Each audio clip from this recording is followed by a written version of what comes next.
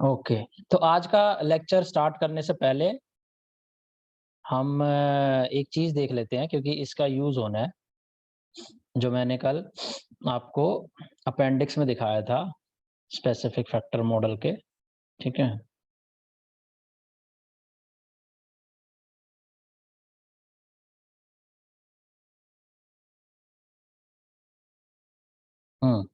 ये देखिए, मैं आपको ये दिखाना चाहता हूँ।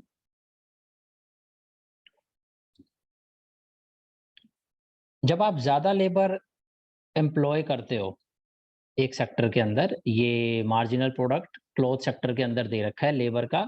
इसका कोई ऊपर प्रोडक्शन फंक्शन होगा, टोटल प्रोडक्शन फंक्शन ऐसे, टोटल प्रोडक्ट लेबर एम्प्लॉय हो रही है, यहाँ पर क्लॉथ प्रोड्यूस हो रहा है, और इसी से हमने ये डिराइव कर रखा है मार्जिनल प्रोडक्ट। ये जो कर्व आ रहा है मार्जिनल प्रोडक्ट, यहीं से डिराइव होके आ रहा है, सेकंड स्टेज ऑफ प्रोडक्शन से डिराइव होके आ रहा है। जैसे ही ये जीरो को क्रॉस करेगा, थर्ड स्टेज ऑफ प्रोडक्शन में एंटर हो जाता है, जो कि यहाँ पर मार्जिनल प्रोडक्ट जीरो होता है ना, देख स्लोप जीरो है, तो मार्जिनल प्रोडक्ट जीरो यहाँ पर होना है। उससे पहले, इसके बाद ये सेकंड स्टेज है।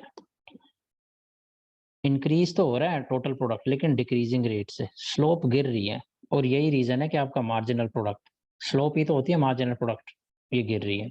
इससे पहली वाली स्टेज में इंक्रीज हो रही है हर पॉइंट पे स्लोप, तो मार्जिनल प्रोडक्ट ऐसे राइज हो रहा होगा। ये थोड़ा बैक ऑफ द माइंड आपके चलता रहे। तो अब देखो, जैसे हायर लेबर एम्प्लॉय करेंगे तो क्या होगा कि हायर लेबर को हमारा जो प्रॉफिट मैक्सिमाइजर कैपिटलिस्ट है, वो लोअर रियल वेज पर ही लेगा। ठीक है? लोअर रियल वेज पर ही लेगा, क्योंकि मार्जिनल प्रोडक्ट, मार्जिनल कंट्रीब्यूशन नई लेबर का आने से, अगर वो क्लॉथ की फैक्ट्री लगा रहा है और जो नई लेबर आई है, उसने केवल हाफ मीटर क्लॉथ की प्रोडक्शन करी, उसका कंट्रीब्यूशन हाफ, लास्ट वाली लेबर का, राइट? हाफ उसका कंट्रीब्यूशन है, हाफ मीटर ऑफ क्लॉथ, तो वो उसको उससे ज्यादा तो नहीं दे सकता। तो इसीलिए जैसे जैसे लेबर को आप एम्प्लॉय करते जाते हो, law of variable proportion apply होता है, मार्जिनल प्रोडक्ट गिरता जाता है, वैसे वैसे लेबर का जो डिमांड कर्व है फैक्ट्री ओनर का, वो भी डाउनवर्ड स्लोपिंग गिरता जाता है। वो ये बोलता है कि हाँ, हायर लेबर मैं एम्प्लॉय कर सकता हूँ, ये 10 लेबर है, ये 11 लेबर को मैं एम्प्लॉय कर सकता हूँ, अगर 11वीं लेबर आने के बाद जो मार्जिनल एडिशन हो रही है टोटल प्रोडक्ट के अंदर, तो मार्जिनल प्रोडक्ट जो वो जनरेट कर रहा है, उससे ज्यादा अगर वेज ना मांगे। ठीक है? तो ये जो रियल वेज होती है, ये तो आपको पता है, ये लेबर मार्केट में डिटरमिन होती है। लेबर मार्केट का अपना लेबर सप्लाई कर होता है, लेबर डिमांड कर होता है, तो यहाँ से ये वेज निकल के आ रही होती है। तो ये जो भी वेज डिसाइड होती है लेबर मार्केट में, उसको प्राइस टेकर जैसे होता है परफेक्ट कंपटीशन में, ऐसे ही कैपिटलिस्ट उसको कंसीडर करता है, और जो भी वेज होती है और देखता है कि उस वेज के अकॉर्डिंग कहाँ पर मैं एम्प्लॉय कर सकता हूँ। अच्छा, इतनी इतनी इतनी रियल वेज है, हाफ मीटर ऑफ क्लॉथ है, तो ठीक है, मैं 11 लेबर एम्प्लॉय करूँगा, उससे ज़्यादा मेरे को नुकसान है।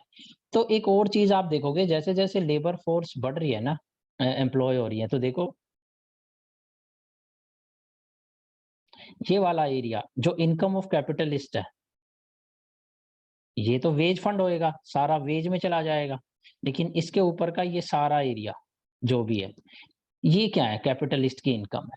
तो जैसे ही आप ज़्यादा लेबर को एम्प्लॉय करते हो, और वो एम्प्लॉय आप प्रॉफिट मैक्सिमाइजिंग कंडीशन के अकॉर्डिंग तभी करोगे जब आपको real ways in terms of your product आपको कम देना पड़ रहा है, तभी आप एम्प्लॉय करोगे। और जब ऐसा होगा, तो आपका ओवरऑल रेंट, आपका सरप्लस बढ़ता है, तो बेटर ऑफ होता है एक, क्या कहते हैं, कैपिटलिस्ट। वहीं अगर उसकी जो लेबर है, real ways in terms of cloth बढ़ रही है, और वो लेबर को कम एम्प्लॉय करता है, तो देखो आप, ये जो सरप्लस है, ये वाला, ये रिड्यूस होता है, तो उससे क्या होता है, वो वर्स ऑफ होता है, उसका नुकसान होता है। तो इस कंसेप्ट का यूज होना है, इसीलिए मैंने ये रिवाइज कराया। अब जब वहां पर मैं आपको बता रहा हूँ, तो आपको समझ में आएगा।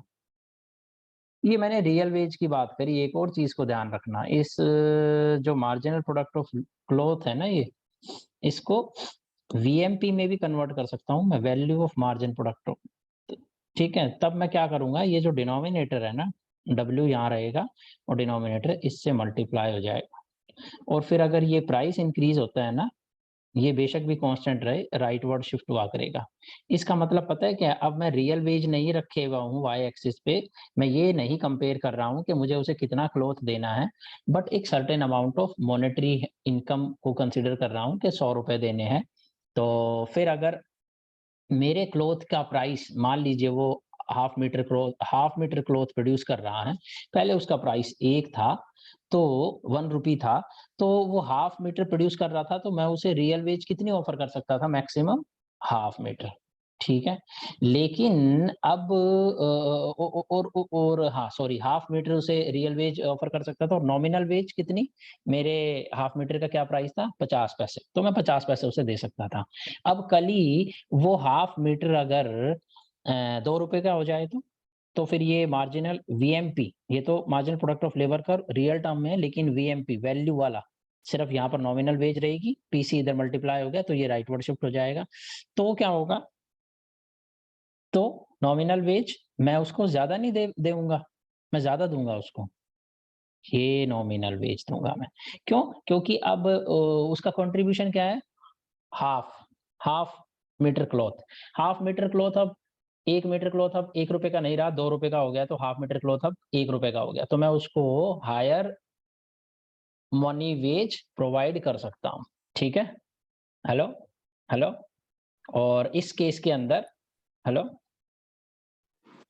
इस केस के अंदर हम दोनों का वेलफेयर सेम ही रहेगा। ठीक है, कोई चेंज नहीं आएगा, बस क्लॉथ का प्राइस बढ़ा तो साथ ही साथ उसको मैं मनी वेजेस भी ज्यादा ऑफर कर सकता हूँ सेम प्रोडक्शन करवाने के लिए। ठीक है, ये बैक ऑफ द माइंड आप याद रखना, और अब हम चलते हैं वापस जहाँ से शुरू करते हैं मॉडल। और हम्म,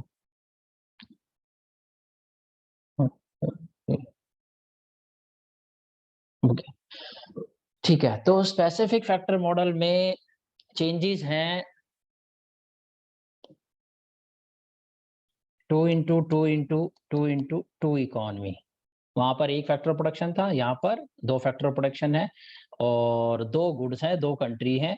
गुड एक है क्लॉथ, दूसरा है फूड। क्लॉथ के अंदर फिर 2 फैक्टर प्रोडक्शन है, लेबर विच इज मोबाइल, वो कॉमन है, दूसरा लैंड, टी से डिनोट करेंगे पूरे चैप्टर में, वो स्पेसिफिक है, ओ सॉरी मशीन है क्लॉथ की, तो मशीन। ठीक है, और फूड की क्या है, लैंड, एंड टी से डिनोट करेंगे लेबर, एल से लेबर, टी से लैंड, एम से मशीन, सॉरी मशीन भी एम से नहीं है, यहाँ पर के से है पूरे चैप्टर में। तो ये टर्मिनोलॉजी आपको पता होनी चाहिए, ये नोटेशंस। ठीक है, तो ये जो कैपिटल है ये केवल इस क्लॉथ की प्रोडक्शन में यूज होती है, लैंड जो है केवल फूड की प्रोडक्शन में यूज होता है, इसीलिए तो इनको बोला गया है स्पेसिफिक फैक्टर मॉडल, स्पेसिफिक है वो इस गुड की प्रोडक्शन के लिए। ठीक है, अब देखते हैं कि यहाँ तक तो आपको समझ आ ही चुका है, 2 फैक्टर प्रोडक्शन होंगे तो क्या अप्लाई होगा, लॉ ऑफ वेरिएबल प्रोपोर्शन। तो हमने कल देखे थे दोनों फैक्टर्स के प्रोडक्शन फंक्शन, क्लॉथ का प्रोडक्शन फंक्शन क्या स्पेसिफिक है, कैपिटल, लेबर मोबाइल है। जैसे जैसे लेबर को एम्प्लॉय करते जा रहे हैं, बढ़ाते जा रहे हैं, के क्योंकि शॉर्ट रन में कांस्टेंट होता है, तो यहाँ पर एजम्पशन है कि के इज फिक्स्ड। ठीक है, एक लिमिटेड अमाउंट में, अगर वो भी बढ़ जाए फिर तो कांस्टेंट रिटर्न्स टू स्केल पे पहुंच जाएंगे। ठीक है, वहां पर नहीं जा रहे हैं हम अभी, फिक्स्ड है ये। और कल मैंने बताया था स्केल कैसे होएगा, 2 गैस स्टोव ला देंगे तो फिर 6 लेबर को एडजस्ट कर सकते हो, फिर अगर और लेबर आ गई, 9 लेबर हो गई, तो फिर तीसरा ले आओ गैस स्टोव, तो 9 गैस स्टोव, 9 फ्लेम हो गई गैस गैस स्टोव पर, 3 3 अगर के हिसाब से देखें तो। ठीक है, तो वहां पर फिर मार्जिनल प्रोडक्ट डिक्लाइन होना शुरू होगा ही नहीं, क्योंकि जैसे आप लेबर बढ़ाते हो तो लेबर के काम करने के लिए मशीन भी और बढ़ा देते हो। Law of variable proportion apply होता है जब लेबर बढ़ती जा रही है और मशीन उतनी ही है, तो फिर भीड़ इकट्ठी हो जाती है मशीन पे। ठीक है, तो ये वाला सिचुएशन यहाँ पर अराइज हो रहा है, फिक्स्ड है आपका कैपिटल, तो जैसे जैसे आप लेबर बढ़ाते हो तो देखो यहाँ पर देखो, इस पॉइंट पे स्लोप निकालोगे तो स्टार्टिंग में स्लोप बढ़ रही है और फिर उसके बाद देखो गिर रही है हर पॉइंट पे। और ये जो स्लोप है पॉइंट पे, ये है क्या, DQ अपॉन DL। ये क्या है? Change in quantity of cloth due to change in labour. तो मैं इसको कह तो सकता हूं ना, मार्जिनल प्रोडक्ट ऑफ लेबर, बस यही है और कुछ है नहीं। ठीक है, तो इसीलिए मैं बार बार मार्जिनल प्रोडक्ट ऑफ लेबर को कह रहा हूं। एक्चुअली में ये डायग्राम थोड़ा सा गलत है। डायग्राम देखिए ऐसा होता है,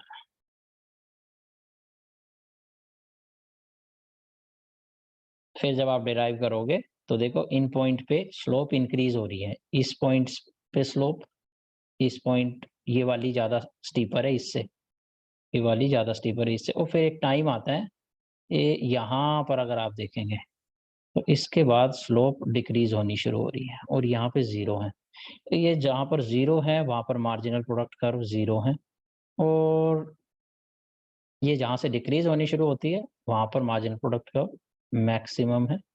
ये इससे पहले इंक्रीज जब हो रही थी तो ये है, ये मार्जिनल प्रोडक्ट कर्व होता है लेबर का। ओके, ये आपको समझ में आ चुका है, दोनों गुड्स में यही अप्लाई होगा, क्लॉथ में भी और फूड सेक्टर में भी। ठीक है, और दोनों पूरी की पूरी इकोनॉमी की लेबर कितनी है? टोटल जितनी भी लेबर होगी दोनों सेक्टर्स में जोड़ के जो भी लेबर बन रही होगी वो लगाएंगे। ये फूड का प्रोडक्शन फंक्शन है। ठीक है, तो इसी तरीके से ये मार्जिनल यहीं से डिराइव करें इसको, सेकेंड स्टेज ऑफ प्रोडक्शन से शुरू होके ये सारे पॉइंट यही है। ठीक है, ये मार्जिनल प्रोडक्ट ऑफ क्लॉथ है।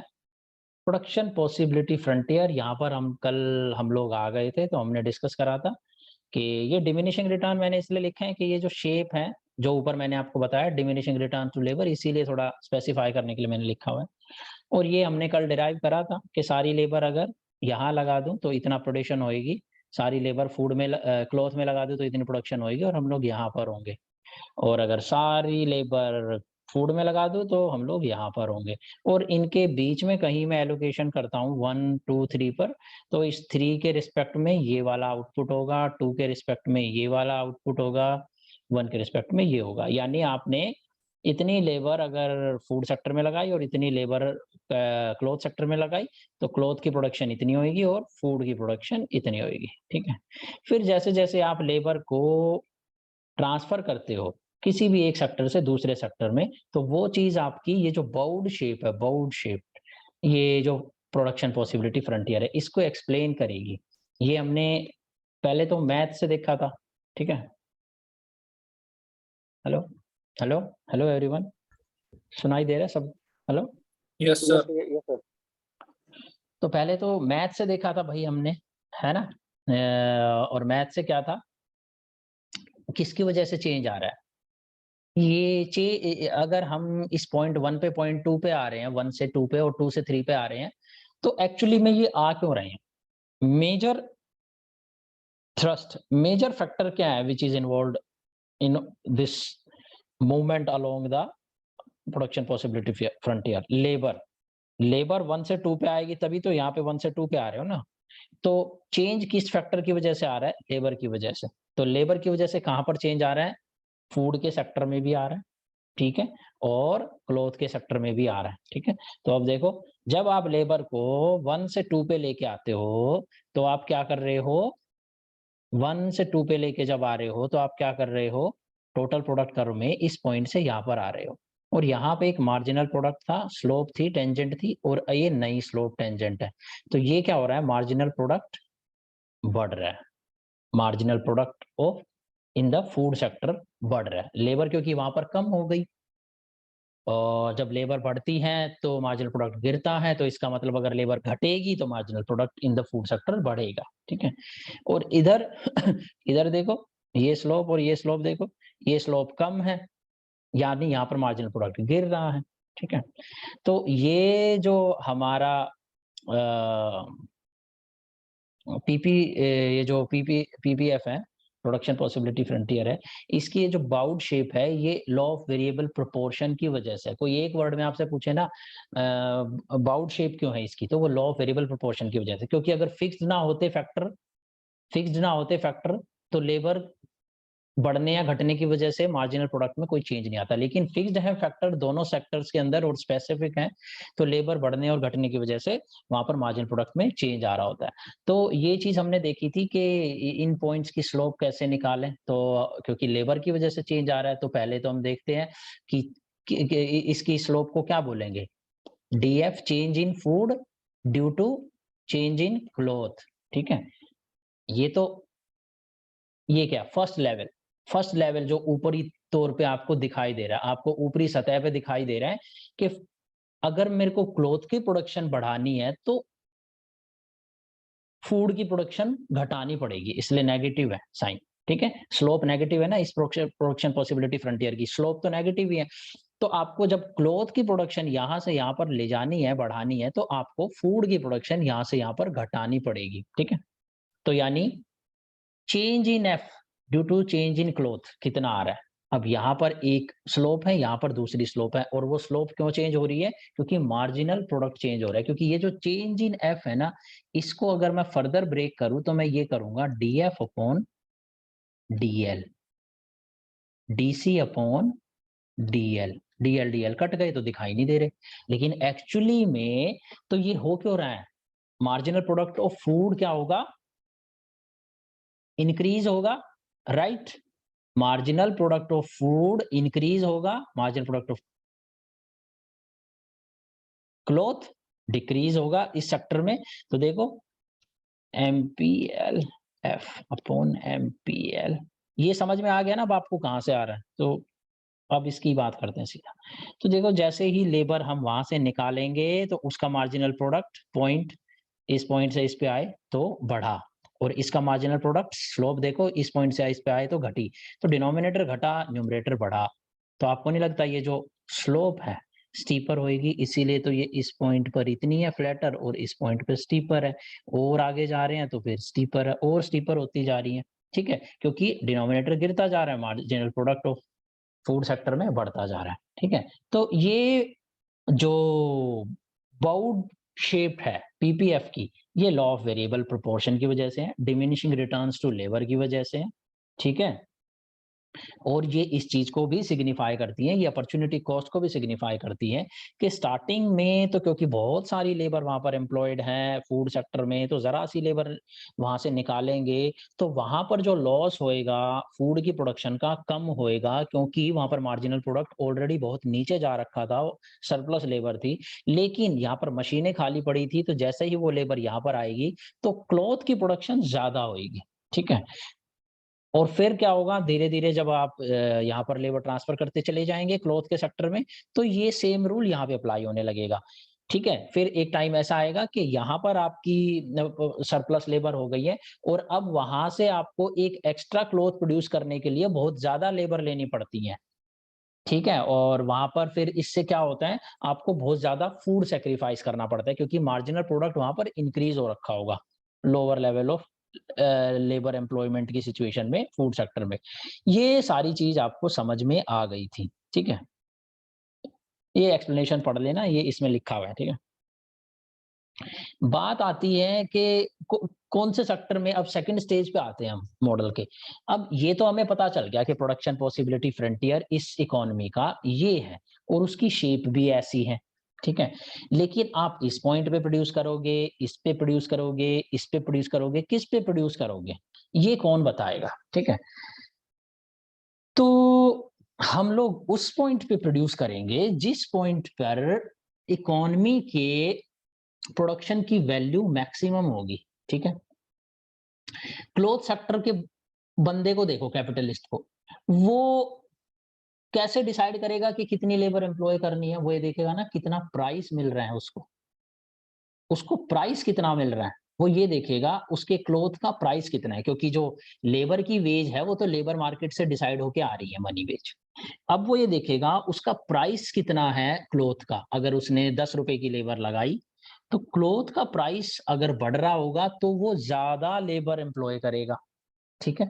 और अगर घट रहा होगा तो कम एम्प्लॉय करेगा। तो इवेंचुअली सिचुएशन इस बात पर आके रुकेगी कि एक बार प्रोडक्शन पॉसिबिलिटी फ्रंटियर जब आप लोगों ने डिराइव कर लिया, सिमिलरली फूड सेक्टर में हो रहा होगा। तो उसके बाद जब ये डिसाइड करना है कि कौन से पॉइंट पे प्रोडक्शन होएगी, यहाँ पर होएगी, यहाँ पर होएगी, या 1 2 3 या किसी और इस पॉइंट पे होएगी, ये चीज किस पे डिपेंड करेगी? प्राइस रेशो क्या है एक इकोनॉमी के अंदर, रिलेटिव प्राइस क्या है। अगर उस इकोनॉमी में क्लॉथ का प्राइस बहुत ज्यादा है, और क्लॉथ का प्राइस कैसे ज्यादा होगा? जिस चीज की डिमांड ज्यादा होती है। तो अगर इस इकोनॉमी में क्लॉथ की डिमांड बहुत ज्यादा है, तो उसका प्राइस ज्यादा होगा, ठीक है? प्राइस ऑफ क्लॉथ ज्यादा होगा। और अगर फूड की डिमांड बहुत ज्यादा है, तो फूड का प्राइस बहुत ज्यादा होगा। और जिस चीज का प्राइस ज्यादा होगा, वहां पर ही ज्यादा प्रॉफिट जनरेट करने की पॉसिबिलिटी होगी। तो वहीं पर इन्वेस्टर्स इन्वेस्ट करेंगे, और वहीं पर लेबर मूव करेगी, क्योंकि जहां पर लेबर इन्वेस्टर इन्वेस्ट करेगा, जहां पर जॉब अपॉर्चुनिटी होगी, वहीं लेबर भागेगी, ठीक है? तो अब देखते हैं कि एक इकोनॉमी के प्रोडक्शन पॉसिबिलिटी फ्रंटियर पे कौन से पॉइंट पे हम लोग प्रोडक्शन करने वाले हैं। तो ये केस लो, पहला केस क्लोथ सेक्टर का। क्लोथ सेक्टर में आप देखो, एक नॉमिनल वेज है, मैं एक प्रॉफिट मैक्सिमाइजर हूं, एक गिवन नॉमिनल वेज है, तो मैं कब तक एक्स्ट्रा लेबर को एम्प्लॉय करता जाऊंगा? परफेक्ट कॉम्पिटिटिव मॉडल है, मेरे को ये भी प्राइस टेकर की तरह कंसिडर करना पड़ेगा। प्राइस ऑफ क्लॉथ भी एक मार्केट में डिसाइड हो रखा होगा, और लेबर भी एक मार्केट में डिसाइड हो रखी होगी। तो ये दोनों तो कांस्टेंट है, ठीक है? ये दोनों तो गिवन है मेरे पास। भाई लेबर आपकी फॉर एग्जांपल 50 रुपए में मिल रही है, और प्राइस आपका 10 रुपए है, मान लीजिए 1 मीटर क्लॉथ का। तो आप कब तक लेबर एम्प्लॉय करोगे? ठीक है, हेलो? तो देखो मैं इस एक चीज को डिराइव करके दिखाता हूँ, आप दूसरी पे यही अप्लाई कर लें, ठीक? तो देखो भैया, ये जो है 50 रुपए लेबर के लग रहे हैं, और 10 मीटर का 10 रुपए का 1 मीटर क्लॉथ बिक रहा है, ठीक है? तो मान लीजिए ये पहली लेबर एम्प्लॉय करने की सोच रहा हूं मैं, लेबर 1, ठीक है? ये बंदा 10 मीटर क्लॉथ बनाता है, ठीक है? क्योंकि स्टार्टिंग की स्टेज है, मशीन खाली पड़ी है, पहली लेबर लगाई, आते ही शुरुआत कर दी इसने, ठीक है? Hello hello everyone, hello hello hello, Yes, Yes, sir. sir. Am I audible? सुनाई दे रहा है सबको? Yes, sir. ठीक है, तो मैं ये एकदम ना, इसमें प्रोडक्शन थ्योरी भी तुम्हारी रिवाइज हो जाएगी, तो ये ध्यान रखना। एकदम वैसे ही ले रहा हूं मैं। पहली लेबर है, मशीन खाली पड़ी है, आएगी, तो कम करते हैं पहले स्टार्टिंग में, ठीक है? मान लीजिए 4 प्रोड्यूस करा इसने, या 5 कर लीजिए, वरना आप कंफ्यूज हो जाएंगे। तो ये लेबर आने की वजह से 5 मीटर क्लॉथ बना, 5 गुना 10, 50 रुपए आए। लेबर को पैसे कितने दिए? 50 रुपए। तो नो प्रॉफिट नो लॉस है। लेकिन फिर आप ये सोचोगे कि फिर हम आगे क्यों करेंगे सर लेबर एम्प्लॉय? क्योंकि अभी ये अंडर यूटिलाइज्ड है, बहुत बड़ी मशीन है ना, खाली पड़ी है, तो अभी भरी नहीं है। तो अब जब नेक्स्ट लेबर आएगी, लेबर 2, ये प्रोड्यूस करेगी 10 मीटर। 10 मीटर जैसे ही प्रोड्यूस करेगी, पता है कितने का हो गया? 100 रुपए का। और तुम्हें क्या लग रहा है प्रॉफिट आता कहां से है? ऐसे ही तो आता है। अब ये दूसरी लेबर जो आई है, 10 मीटर प्रोड्यूस करा, पहली लेबर ने सिर्फ 5 मीटर करा था। पूरी की पूरी एग्जाम्पल आपको बताऊं तो पूरे के पूरे गैस फ्लेम खाली पड़े थे ना, एक ही गैस स्टोव चल रहा था। अगर साइमल्टेनियसली उस गैस पे 3 गैस 4 गैस स्टोव हैं, और अगर 2 चलाओ तो जल्दी खाना बनेगा। लेकिन जल्दी खाना बनाने के लिए दूसरा गैस स्टोव पे काम करने के लिए दूसरी लेबर भी तो चाहिए। तो जैसे ही दूसरी लेबर आएगी, जंप करेगा प्रोडक्ट। तो ये राइज हुआ आपका, ठीक है? अब ये आपने 100 रुपए बेच दिए, 100 रुपए का मार्जिनल प्रोडक्ट इसका था 10, और आपको कितना बेनिफिट हुआ? 100 रुपए का। और आपने पे कितने करिए इस एक्स्ट्रा लेबर के लिए? 50 रुपए। तो फायदा है। फिर तीसरी अप्लाई करोगे। अब तीसरी में क्या होगा? धीरे धीरे गिरना शुरू होगा। अब तीसरी में क्या होएगा? 6 मीटर क्लॉथ आया L3 में, 6 मीटर आया तो कितने का बिका? 60 रुपए का। 50 रुपए लेबर को देने पड़ रहे हैं। ये जो सारी लेबर जो आप आ रही है 50 रुपए में ही ले रहे हो, पहली, दूसरी, तीसरी। हालांकि मार्जिनल प्रोडक्ट हर लेबर का अलग अलग है, लेकिन पैसे तो सबको बराबर ही देने पड़ेंगे। तो अब देखो, अब आए 60 रुपए, और 60 में से माइनस 50, कितने का फायदा हो रहा है? 10 रुपए का फायदा हो रहा है। तो लेबर ये एम्प्लॉय करोगे ना तीसरी लेबर, बिल्कुल करेंगे। अब चौथी लेबर लगा लो आप, ठीक है। ये आपने क्या करा, 5.5 मीटर कर दिया उसने। उसने 5.5 मीटर करा, तो 5.5 मीटर में कितने हुए? 55 रुपए। और पैसे कितने करे L4 को? पैसे कितने दिए? 50 रुपए। तो 5 रुपए का फायदा है ना, तो आप एम्प्लॉय करोगे। अब आप L5 लेके आ रहे हो, पांचवी लेबर। अब पांचवी लेबर क्या कर रही है? 5 मीटर क्लॉथ बना रही है और प्राइस क्या है? 10। 50 रुपए। 50 रुपए का रेवेन्यू आया उस एक्स्ट्रा लेबर की वजह से, और पैसे कितने दिए उस लेबर को? 50। तो अभी भी नुकसान तो नहीं हुआ है। अब L6 आ रही है, वो कर रही है 4 मीटर और 40 रुपए हुए, और पैसे कितने दिए? 50। नुकसान है, तो छठी लेबर को नहीं एम्प्लॉय करेंगे, 5 लेबर तक एम्प्लॉय करेंगे। फॉर एग्जाम्पल, अब ये जो 10 का प्राइस था, ये जो 10 का प्राइस था, ये अगर 20 हो जाए तो, हेलो, ये अगर प्राइस इंक्रीज हो जाए तो, और W कांस्टेंट रहे तो ये तो 50, और अब ये छठी लेबर 4 कर रही थी तो 80, तो ये लेबर को और ज्यादा एम्प्लॉय करेगा। Hello, hello everyone, hello, Yes, sir. Logic समझ में आ रहा है ना? Yes, sir. एकदम बेबी स्टेप बता रहा हूं मैं, एकदम लॉजिक समझ में आना चाहिए। और ये एक बार मिस कर दिया तो फिर वो रट्टा मारना पड़ता है। और लेकिन अब मेरे को लग रहा है आपको रट्टा नहीं मारना पड़ेगा पूरी इंटरनेशनल इकोनॉमिक्स में, क्योंकि ये सेम लॉजिक हेक्सर ऑयलिन में यूज होएगा, सेम स्टैंडर्ड ट्रेड मॉडल में यूज होएगा। उसके बाद ये सेम लॉजिक आपका टैरिफ कोटा वगैरह वहां पर लगाएंगे, वहां पर भी यूज होएगा, हर जगह यूज होएगा, तो ये ध्यान रखना है। तो अब ये देखो, ये बंदा है क्लोथ सेक्टर का, ये 50 रुपए की लेबर, ये इससे कंपेयर करेगा। ये तो गिवन है, पीसी कांस्टेंट है, for the time being constant है, वो तो बाद में हमने चेंज करके देखा था, लेकिन ये तो कांस्टेंट है, ठीक है। तो जब तक इन दोनों का प्रोडक्ट एमपीएल सी का, जब तक इन दोनों के प्रोडक्ट की वैल्यू 50 रुपए की बना के मुझे लेबर दे रही होगी, मैं लेबर एम्प्लॉय करता जाऊंगा। जैसे ही ये मार्जिनल प्रोडक्ट गिरता जाएगा, क्योंकि ये तो कांस्टेंट रहेगा, ये भी कांस्टेंट रहेगा, ठीक है, ये तो मेरे कंट्रोल में है नीले फर्म के, लेकिन ये मार्जिनल प्रोडक्ट गिरता जाएगा जैसे जैसे फर्दर लेबर इंट्रोड्यूस करेंगे। तो हम ये इस मार्जिनल प्रोडक्ट को जब तक गिरने देंगे, जब तक कि इन दोनों चीजों की वैल्यू, जो लेबर आई है उसका जो कंट्रीब्यूशन है, और उसको जब हम क्लॉथ के प्राइस से मल्टीप्लाई करेंगे, उसकी वैल्यू उसकी कॉस्ट के बराबर जब तक नहीं हो जाती है, जब तक हम एम्प्लॉयमेंट करेंगे। सिमिलरली आप फूड सेक्टर में करोगे, ठीक है। तो अब इन दोनों सेक्टर्स के बीच में कंपटीशन है कि कौन कितनी लेबर एम्प्लॉय करेगा। तो दोनों सेक्टर्स का क्या है? दोनों सेक्टर्स का क्या है? Marginal product of labour.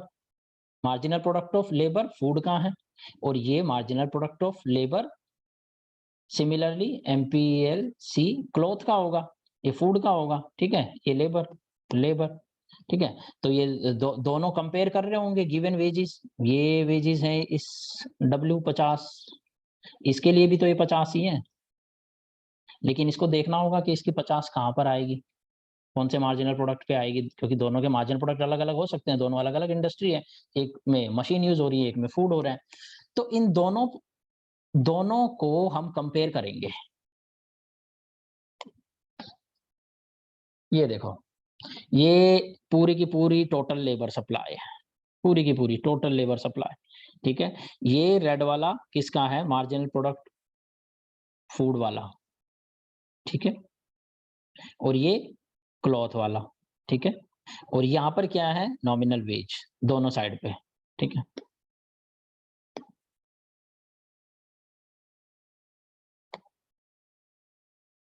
तो अल्टीमेटली इक्विलिब्रियम कहां पर होगा? 0.1 पर होगा। हेलो, हेलो, हेलो एवरीवन, समझ में आ रहा है अभी तक? Hello, Sir. समझ में आ रहा है? अब बाकी कौन कौन क्लास कर रहा है?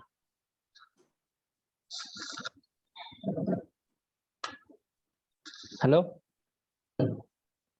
हेलो हिमांशु, प्रतीक, Yes, sir. Yes, sir. Yes. Yes, sir. आ रहा है ना? Yes, sir. Yes, sir.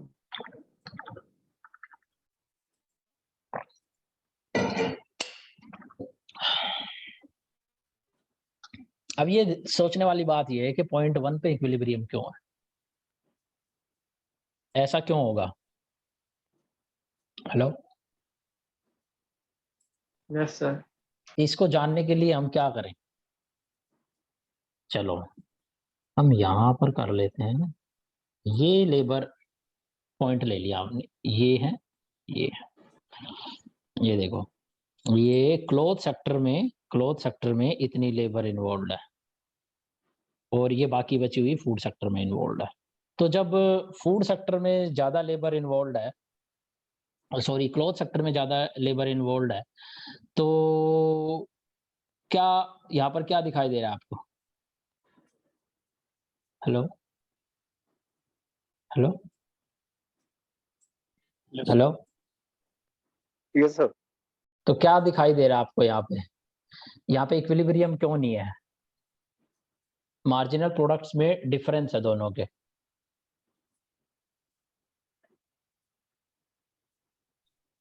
ये देखो फूड सेक्टर का, ये देखो किसका, हेलो, क्लॉथ सेक्टर का। ठीक है, अब देखो हमने क्या करा था, ऊपर देखो क्या लिया था, पीएफ टू एमपीएल एफ, और कंपेयर करना है इसको किससे, वर्सेस पीसी इंटू एमपीएल सी। ठीक है, ठीक है। तो अब ये तो देखो दोनों के गिवन है, और इसमें देखो वेजेस भी वेजेस लेकिन डिफरेंट आएंगी। वेजेस किस किस पे डिपेंड करती है? वेजेस आपने ऊपर देखा ना, किस चीज पे डिपेंड करती है? प्रोडक्ट पे ना, प्रोडक्ट पे। प्रोडक्ट ही तो देखा ना बेटा, ये देखो, खाली इस पे थोड़ी डिपेंड कर रही है, इस पे भी तो कर रही है, दोनों पे डिपेंड कर रही है। तो अगर अगर इस पॉइंट पे आप देखो, इस पॉइंट पे ये नहीं ज्यादा मनी वेज ऑफर कर रहे हैं। कौन कौन ज्यादा मनी वेज ऑफर कर रहा है? Food sector. क्यों? फूड। क्योंकि इसका मार्जिनल प्रोडक्ट हाई नहीं है यहाँ पे, एमपीएल। इसका मार्जिनल प्रोडक्ट तो लोअर होगा ना, हायर लेबर लगी हुई है यहाँ पे, उधर कम लेबर लगी हुई है, तो उसका मार्जिनल प्रोडक्ट ऑफ लेबर तो हायर है।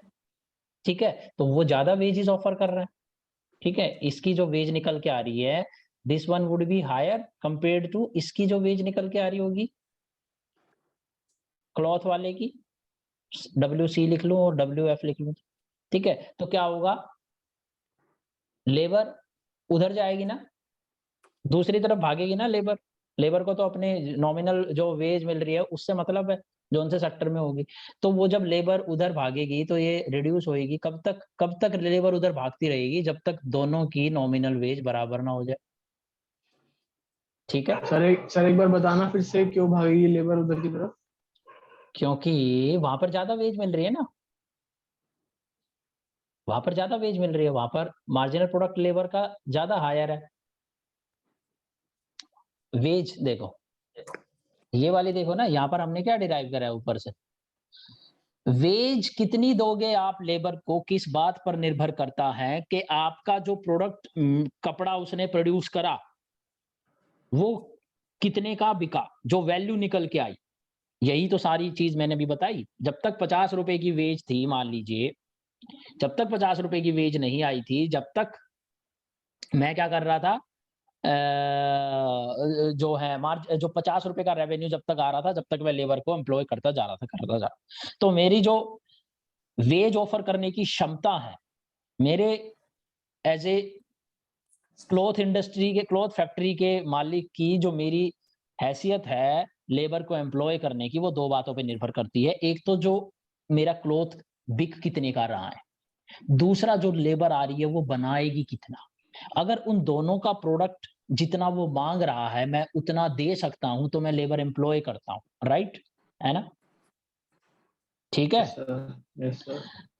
तो अगर ये ज्यादा ऑफर कर रहा है, इसका प्रोडक्ट जो है मान लीजिए मार्जिनल प्रोडक्ट, ये तो कांस्टेंट है भाई, गिवन है, ये तो मान लिए मार्केट से निकल गया है, लेकिन यहाँ पर कम लेबर एम्प्लॉयड है फूड सेक्टर में, for example come labour employed है, और इसकी वजह से इसका मार्जिनल प्रोडक्ट ऑफ लेबर जो है हायर बढ़ा हुआ है। तो ये जो बंदा है हायर वेजेस ऑफर कर रहा है, तो आपको नहीं लगता यहां से लेबर यहां भागेगी, और जैसे ही लेबर यहां भागेगी तो आपको नहीं लगता ये इंक्रीज होएगा, है ना? Hello yes hello, sir. तो यही हो रहा है यहाँ पे देखो, अगर इस पॉइंट पे मैं बोलूं इक्विलिब्रियम हो, तो यहाँ पर इक्विलिब्रियम हो नहीं सकता, क्योंकि ये वेज कर रहा है ऑफर W1, क्लॉथ वाला, और फूड वाला कर रहा है W2। ठीक है, और वो क्यों कर रहा है? क्योंकि भैया उसका मार्जिनल प्रोडक्ट हायर है ना इस पॉइंट पे, क्योंकि कम लेबर एम्प्लॉयड है, इतनी सी लेबर एम्प्लॉयड है। यहाँ पे देखो इतनी लेबर एम्प्लॉयड है, और इसकी वजह से इसका मार्जिनल प्रोडक्ट बहुत नीचे आया हुआ है। ठीक है, तो जब तक दोनों की वेज बराबर ना हो जाए, लेबर, क्योंकि मोबाइल सेक्टर है, मूव करती रहेगी, और जब तक मूव करती रहेगी, जब तक दोनों इंडस्ट्री बराबर मनी वेज ऑफर ना करें। और वो इक्विलिब्रियम कहां पर हो रहा है? जहां पर दोनों के जो value of marginal product curve है, क्योंकि यहाँ पर पीसी और पीएफ मल्टीप्लाइड है। ठीक है, पीसी और पीएफ मल्टीप्लाइड है, जहां पर दोनों इंटरसेक्ट हो रहे हैं, तब जाकर ये एक स्टेबल वेज रेट सेट हो रहा है। क्योंकि अदरवाइज लेबर मूव करती रहेगी इस सेक्टर से उस सेक्टर में, क्योंकि वहां पर, क्योंकि मार्जिनल प्रोडक्ट हायर होगा, लेबर कम होगी, यहाँ पर मार्जिनल प्रोडक्ट लोअर होगा, लेबर ज्यादा होगी, तो वहां पर हायर वेजेस ऑफर हो रही होंगी, तो लेबर वहां भागेगी। लेकिन दोनों इफेक्ट होंगे, जैसे ही वो वहां भागेगी, यहाँ पर भी मार्जिनल प्रोडक्ट राइज होने लगेगा, वहां गिरने लगेगा। तो ये चेंज जब तक आता रहेगा, जब तक आप इस पॉइंट पे ना पहुंच जाए। ठीक है, हेलो, ठीक है, hello, hello, hello, Yes, yes sir. Sir, yes sir, क्या दिक्कत है इसमें, समझ नहीं आया? आ गया सर, समझ आ गया। और एक और चीज देखी थी तुमने नीचे, इसको बढ़ा दूं तो राइटवर्ड शिफ्ट हो जाएगा ना, और इसको बढ़ा दूं तो ये भी राइटवर्ड शिफ्ट हो जाएगा, इंक्रीज हो जाएगी ना। यही तो मैंने नीचे बताया था, वो अपेंडिक्स में क्यों लेके गया था, ऐसे थोड़ी ना टाइम पास थोड़ी कर रहा था वहां, इसीलिए तो दिखाने लेके गया था तुम्हें, ये याद है ना? Hello, hello, hello, hello everyone.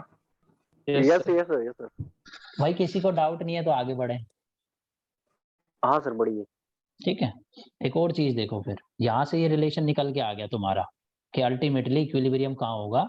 जहां पर दोनों का इंटरसेक्शन होगा और सेम वेज होगी। ठीक है, और जैसे ही ये होगा, आपकी ये इक्वेशन निकल के आती है, और जैसे ही ये इक्वेशन निकल के आती है, इसको आप इस इक्वेशन में कन्वर्ट कर सकते हो। ठीक है, तो इस इक्वेशन में कन्वर्ट होने से आपको क्या पता लगा कि ये जो स्लोप मैं बता रहा था ऊपर, प्रोडक्शन पॉसिबिलिटी फ्रंटियर की, MPL upon F, MPL on C, ये इक्वल टू किसके हो रही है? Minus PC upon PF. ठीक, हेलो, हेलो, यस सर। ये याद आ रहा है कुछ? हम्म। यहाँ पे क्या होता था इन डिफरेंस कर्व में? Marginal utility of X upon marginal utility of Y equal to price of X upon price of Y, है ना?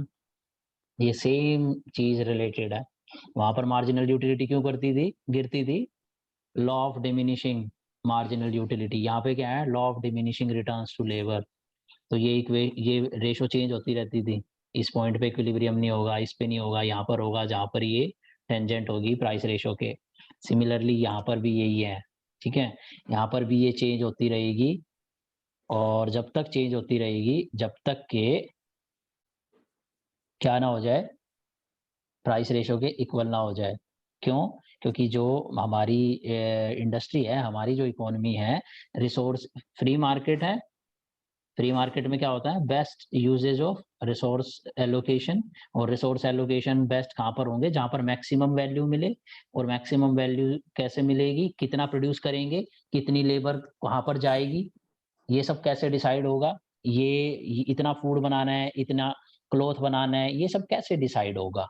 ये इस चीज से डिसाइड होगा कि ये लेबर क्लॉथ में कितनी होगी, फूड में कितनी होगी। लेकिन ये कैसे डिसाइड होगा?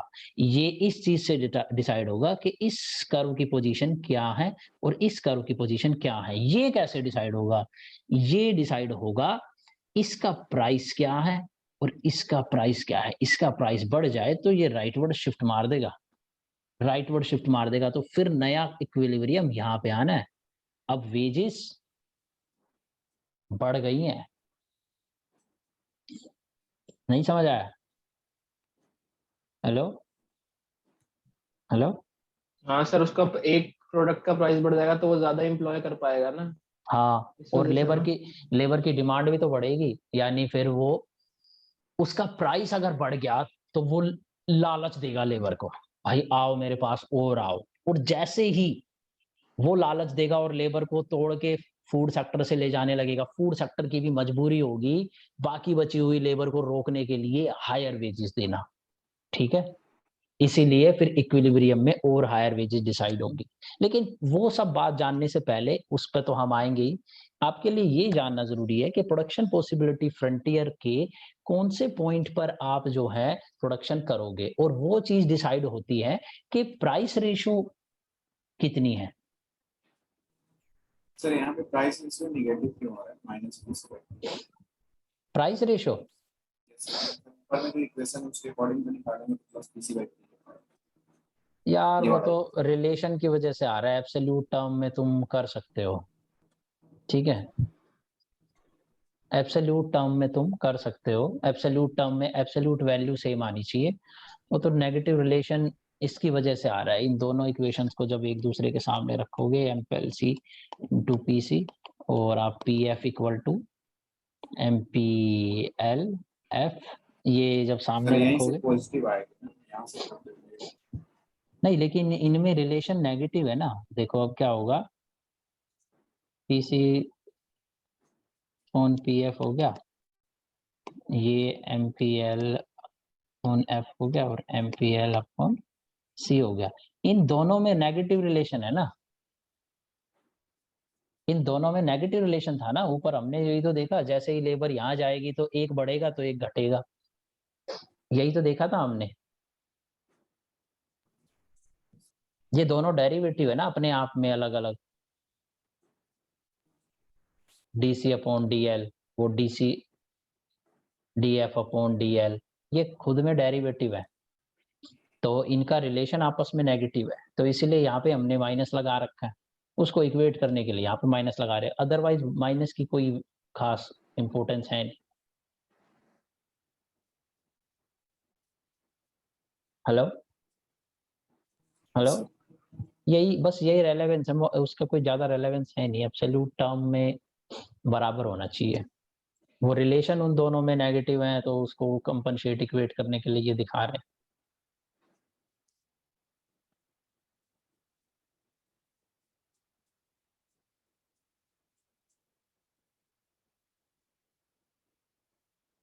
तो ये जो प्राइस रेशो होगी ये डिसाइड करेगी कि भाई इकोनॉमी को प्रोड्यूस कहाँ पर करना चाहिए। ठीक है, क्योंकि ये प्राइस रेशो अगर है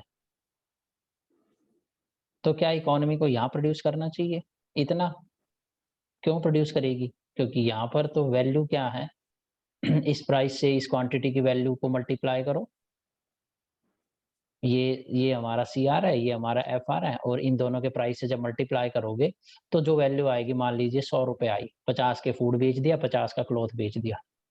लेकिन आपके पास तो इतने सारा और रिसोर्स बचा हुआ है, वो भी तो एम्प्लॉय करोगे। तो पहली चीज तो यही डिसाइड हो जाती है कि सारे रिसोर्स यूटिलाइज करने हैं। तो सारे रिसोर्स यूटिलाइज करने होते हैं तो पहला स्टेप तो यही हमें बता देता है कि inside the this blue line तो आप प्रोड्यूस करोगे नहीं अगर आप रैशनल हो, क्योंकि आप तो सारे रिसोर्स यूज करोगे। उसके बाद ये होता है कि इसके ऊपर कहाँ प्रोड्यूस करोगे।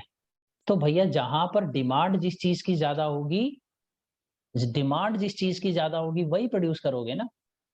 अब मान लीजिए ये प्राइस रेशो है, अगर पीसी को मैं घटा दूं, ठीक है, न्यूमरेटर को मैं घटा दूं, तो डिमांड किसकी गिर गई, क्लोथ की डिमांड गिर गई। तो क्लोथ की डिमांड गिरेगी तो फिर आप क्लोथ प्रोड्यूस भी तो कम करोगे, फिर आप कम क्लोथ प्रोड्यूस करोगे। अगर फूड के अगर क्लोथ की डिमांड बढ़ गई तो प्राइस बढ़ रहा है, न्यूमरेटर बढ़ रहा है, तो स्टीपनेस हो रही है इसकी। ठीक है, तो यानी जो प्रोडक्शन होगी वो प्राइसेस पर डिपेंड करेगी। ये एक इक्विलिब्रियम कंडीशन को स्टेट कर रहे हैं। Marginal product of food MPL F upon MPL C equal to PC upon PF.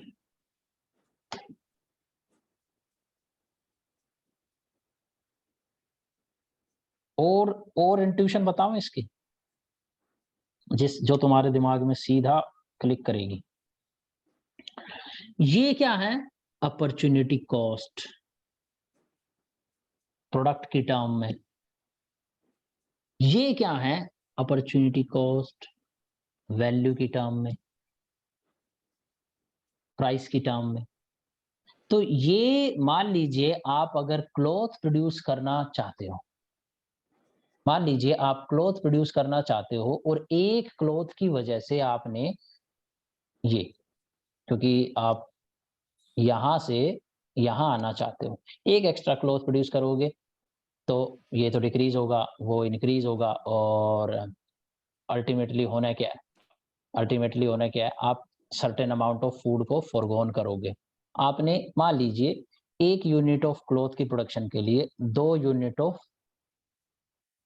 Sorry starting में तो अपॉर्चुनिटी कॉस्ट कम है ना, तो हम कम ही लेते हैं। हाफ यूनिट ऑफ फूड को फॉरगोन कर दिया, जरा से अपॉर्चुनिटी कॉस्ट है, ठीक है। आपने हाफ यूनिट ऑफ फूड को फॉरगोन कर दिया क्लॉथ के लिए, अच्छा ठीक है। अब क्लॉथ जो है, इसका मतलब पता है क्या? अगर आपको इक्विलिब्रियम में रहना है तो इसका मतलब ये है कि मान लीजिए क्लॉथ है 10 रुपए का और फूड है 20 रुपए का, तो आपने क्या करा? आपने क्या करा? एक क्लॉथ के 10 रुपए के लिए, हेलो, 20 रुपए का फूड है ना,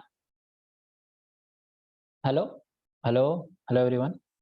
तो आपने Yes. एक क्लॉथ की यूनिट जो कि 10 रुपए की है, उसके लिए आधा फूड जो कि 10 रुपए का है, उसको सब्स्टिट्यूट करा, ठीक है, हो जाएगा, कोई दिक्कत नहीं, इसमें कुछ चेंज नहीं आएगा। आप यहाँ पर कोई प्रॉब्लम नहीं है इस पॉइंट पे। लेकिन अगर वो 40 का होता तो पता है क्या होता? आपने एक क्लॉथ मीटर के लिए आधे फूड को फॉरगोन करा, और उससे हुआ ये कि आपने 10 रुपए के लिए 20 रुपए छोड़ दिए। क्या आप यहां पर प्रोड्यूस करते? नहीं करते। लेकिन पहले वाले में, पहला जो मैंने बताया, जब ये हाफ था, मैंने एक क्लॉथ के लिए हाफ फूड छोड़ा, लेकिन उसकी रेशो ध्यान दो, उसकी रेशो, उससे मेरे को कुछ चेंज नहीं आएगा, क्योंकि प्राइस रेशो जो है ना क्लॉथ की और फूड की इस तरीके से है कि बेशक भी मैंने एक क्लॉथ के लिए आधा फूड छोड़ा, तब भी पैसे दोनों में बराबर मिल रहे हैं, तो मेरे को कोई दिक्कत नहीं है इस पॉइंट पे। और ये कब हुआ? जब मेरा ये जो MPLF अपॉन MPLC, ये जो हाफ अपॉर्चुनिटी कॉस्ट है, ये इक्वल टू थी प्राइस अपॉन, क्योंकि फूड का प्राइस मैंने क्या बोला? 20 है, और क्लॉथ का प्राइस क्या बोला? 10 है। लेकिन अगर ये इसके इक्वल नहीं थी, जब मैंने इसको 40 माना, तो आपका लॉस हो रहा था ना। तो जब तक ये दोनों रेशो बराबर नहीं हो जाएंगी, यानी opportunity cost you are losing of food in terms of cloth, and then you are having lesser value in terms of money due to that, क्योंकि अब आप कम पैसे में बेच पा रहे हो उसे, तो आप वो पॉइंट पर प्रोड्यूस नहीं करोगे। आप ऐसे ही पॉइंट पे प्रोड्यूस करोगे जहां पर ये इस पीपीएफ की स्लोप, MPLF, ये अपॉर्चुनिटी कॉस्ट निकालते हैं इससे, MPLC इक्वल टू नहीं है PC बाय PF के, ठीक है। अगर यहां पर आप प्रोड्यूस कर रहे हो और PC बाय PF ये है इस पॉइंट पे, तो इसका मतलब आप वैल्यू को मैक्सिमाइज नहीं कर रहे हो। आपने 10 रुपए 20 रुपए, जो मैंने बोला जब 40 रुपए का था, तो आपने 10 रुपए का नुकसान कर दिया, क्योंकि 20 का बिकता फूड, आधा यूनिट फूड आपने छोड़ दिया था एक यूनिट क्लॉथ के लिए, लेकिन 40 का फूड था, तो 10 रुपए आपके वेस्ट हो गए, क्योंकि 20 रुपए का बेच सकते थे आप, और आपने क्लॉथ बेचा 10 रुपए का। लेकिन जब मैंने उसका प्राइस 20 करा, तो जब अपॉर्चुनिटी कॉस्ट हाफ हुई और वो PC बाय PF 10/20 हुआ, तो मेरे को कोई लॉस नहीं हुआ। तो जब तक PC by PF equal to ना हो जाए अपॉर्चुनिटी कॉस्ट के, तब तक मैं रीएलोकेट करूंगा अपने रिसोर्सेज को। मैं बोलूंगा नहीं नहीं नहीं, ये पीसी बाय पीएफ है, मैं यहाँ पे प्रोड्यूस नहीं करूंगा, मैं यहीं पे करूंगा, क्योंकि इसी में मेरी वैल्यू मैक्सिमाइज होगी प्रोडक्शन की। ठीक है, हेलो। और मैं अपॉर्चुनिटी कॉस्ट इसको कह रहा हूं, तुम्हें थोड़ा सा ऑकवर्ड लग रहा है, पता है क्यों लग रहा है? क्योंकि मैं बहुत सिंप्लीफाई करके उसे लिख रहा हूं। मैं लिख रहा हूं एमपीएल अपॉन एफ, एमपीएल उनसी, जबकि ये है क्या, D F due to DL, D C due to DL, DL DL को काटो, अब अपॉर्चुनिटी कॉस्ट दिखाई देगी, change in food due to change in cloth. समझ में आया? Hello hello hello, Yes, sir. समझ में आ रहा है? Yes, sir. अगर यहां तक समझ में आ रहा है तो फिर हो गया मॉडल। अब आगे आसान है। कहाँ गए भाई सब लोग? एक बार हो जाए थोड़ा सा डिस्कशन, फिर खत्म है, फिर मॉडल। यही था बस इसमें डिफिकल्टी, ये चीज पकड़नी बारीक लेवल पे बहुत मुश्किल थी थोड़ी। हेलो हेलो, यस सर, समझ में आ रहा है हिमांशु?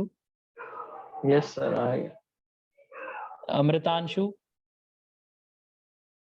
हेलो हेलो, अमृतांशु कर रहे हो क्लास? कर रहे प्रियान सर, कर रहे हैं। प्रियांशु समझ में आ रहा है? Yes sir. Okay. Preeti, Gaba, Purvi, Sadab, Yes, sir. Yes sir. Prateek, Jain. ठीक है, आगे बढ़े। हेलो पूर्वी, हेलो, यस सर। आ रहा है बेटा समझ? जी सर। बताओ क्या हुआ? आ हेलो, रहा आ रहा है? Yes sir. कुछ डाउटफुल है तो बताओ, कोई दिक्कत नहीं है। Hello, no sir. आगे बढ़े फिर? ठीक है। जी।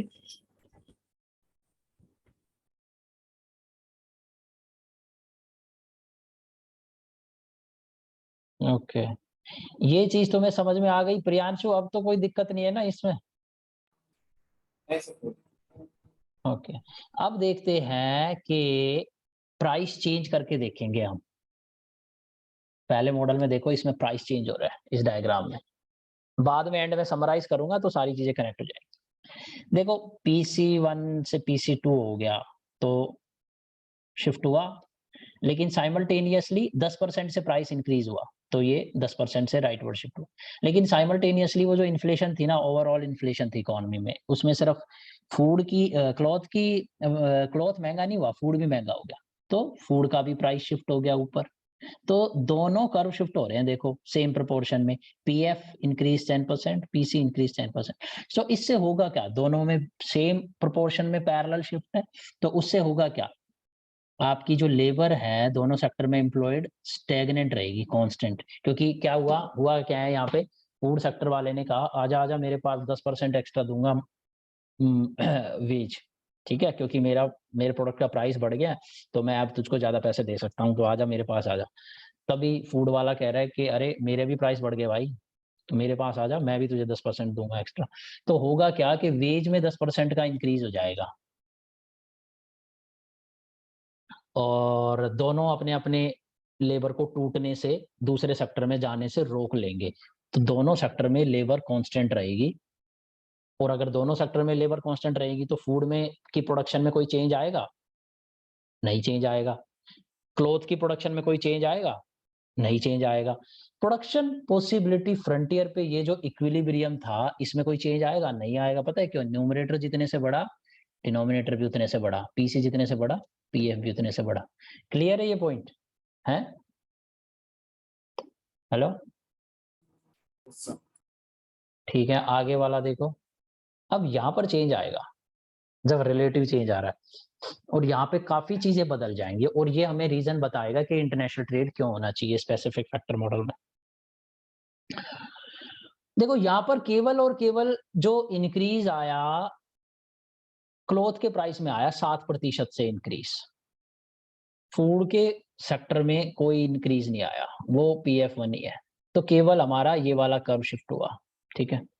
अब ये कर्व शिफ्ट होएगा तो क्या होएगा, मैं ज्यादा वेजेस ऑफर करूंगा, कौन क्यों मेरी पता है क्यों? क्योंकि डिमांड बढ़ी है। प्राइस कैसे इंक्रीज हुआ होगा क्लोथ का?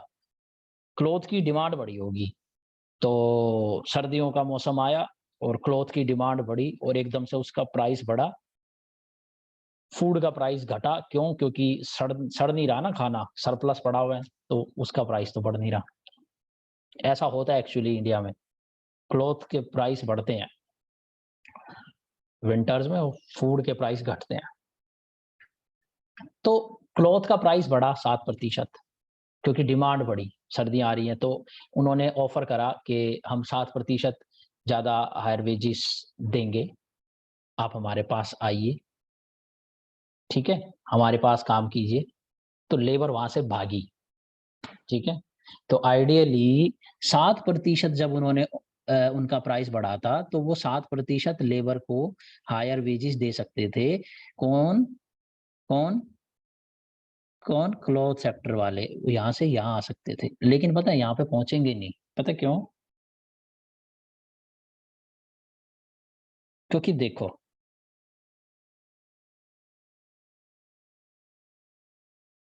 जब आपने ऊपर क्या देखा था, जब लेबर को मैंने हायर प्राइस ऑफर करा तो ज्यादा लेबर आएगी, भागेगी मेरी तरफ।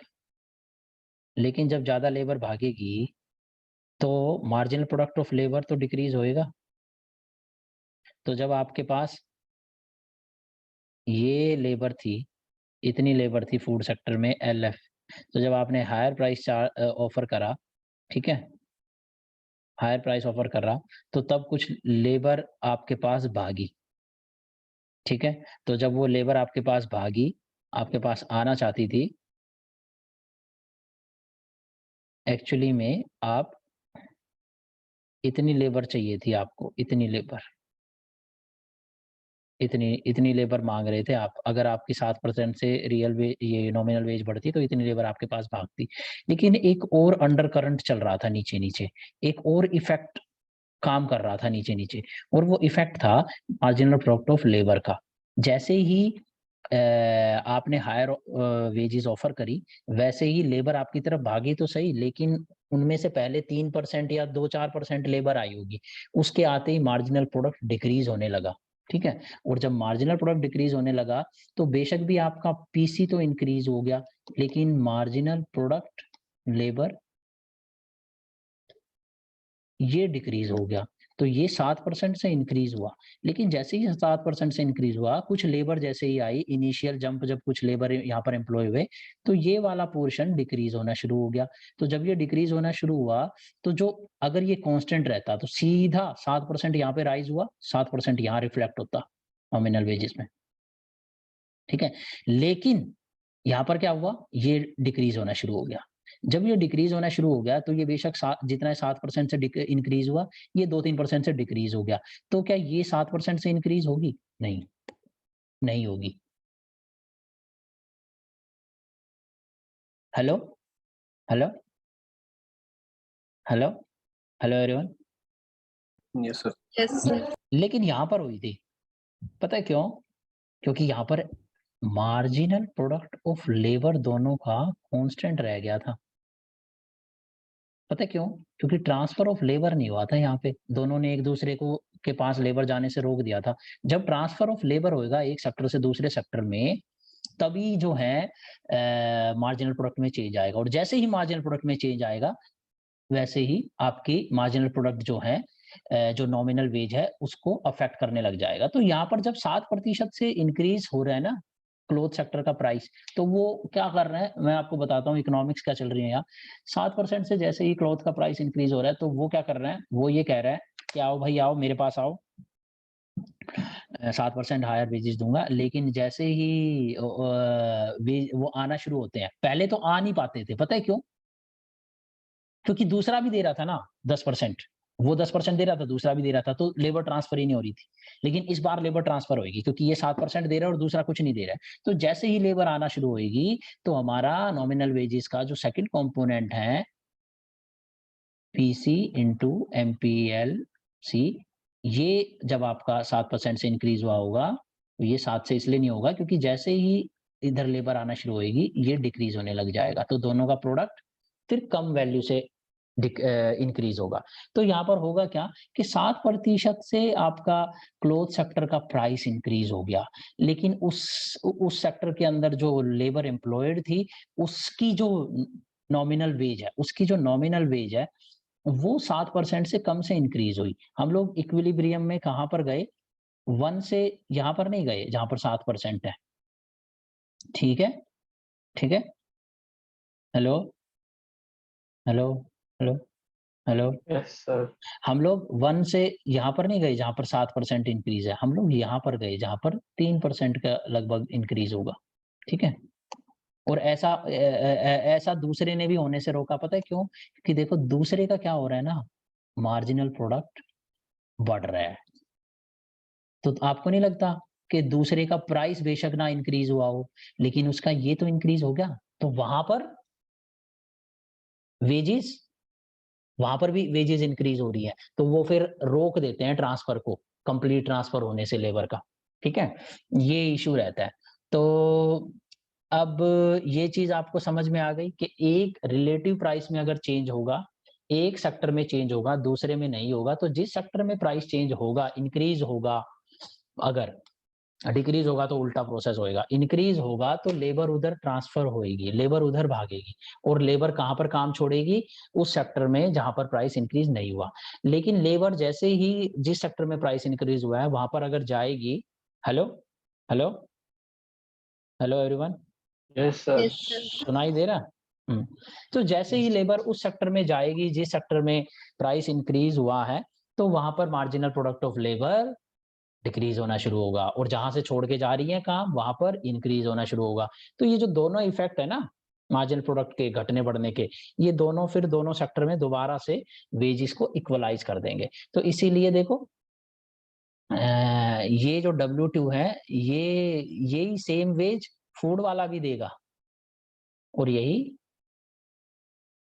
क्लोथ सेक्टर वाला भी देगा। ठीक है, तो अब देखो इसमें हुआ क्या है। इसमें सोचने वाली बात ये है कि इस चेंज की वजह से, देखो ये यहाँ पे थोड़ा सा लिख रखा है मैंने। ठीक है, ये 7% से इंक्रीज हो रहा है, लेकिन जैसे ही एम्प्लॉयमेंट इंक्रीज होती है, ये काट दो, नहीं ये ठीक है, काटो मत।